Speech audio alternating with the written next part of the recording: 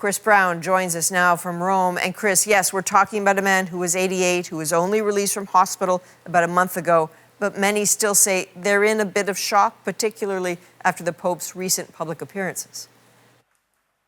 Well, the Pope had, of course, been very ill, but he'd also been surprisingly busy, Adrienne, which made the sad news on Monday morning unexpected.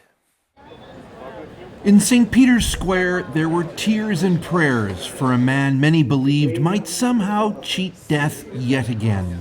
After all, Pope Francis had teetered so close for so long, yet managed to return here, performing his mission and duties until his last hours. There was a lot of feelings involved in it, and it was very sad, but it did very beautiful, I would say. Buona Pasqua. Francis's final day was Easter Sunday, the holiest day for Christians.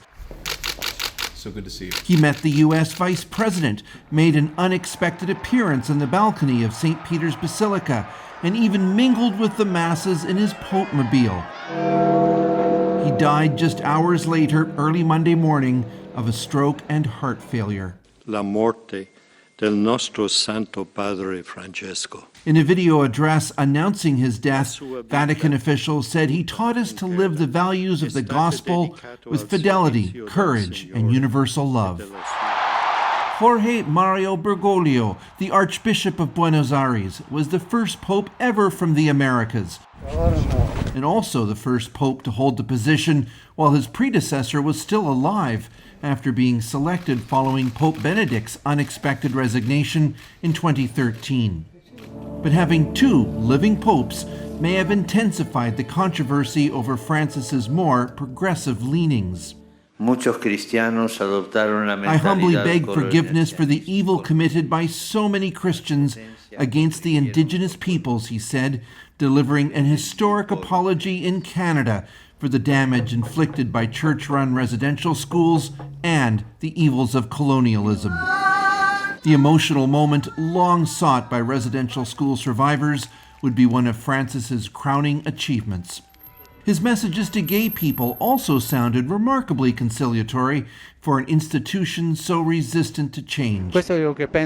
He told reporters traveling with him on a flight, if a person is gay and seeks God and has goodwill, who am I to judge? He would win accolades for his tough talk condemning sexual abuse in the church.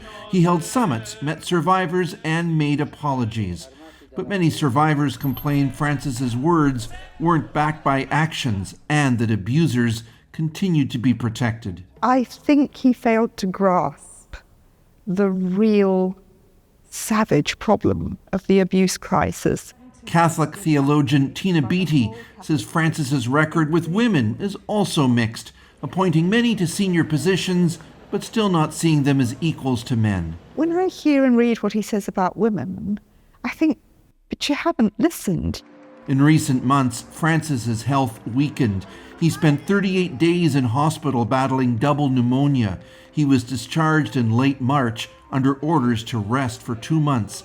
But in his final weeks, Francis continued to meet with people as he'd always done. Now in St. Peter's, the immediate, overwhelming feeling is loss of a revered leader who touched people around the world with an outsized presence and compassion. Perhaps the biggest question now is whether his successor reinforces Francis' changes or rolls them back. Adrienne. And Chris, over the next few days, there will be a lot of rituals taking place in Vatican City. Well, we're in the period of time between the death of one pope and the selection of another, and that begins with this 9-day period of mourning. Francis's body will be moved to St. Peter's for viewing on Wednesday, and we understand that the cardinals will meet and they'll choose the day of the funeral.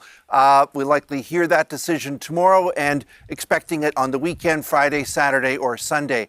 And of course, that's going to be a massive event with lots of world leaders, in contrast to where Francis will be buried in a lesser-known church, the Basilica of St. Mary Major, which is actually outside of the Vatican, befitting the simple life that Pope Francis was known for leading. Adrienne.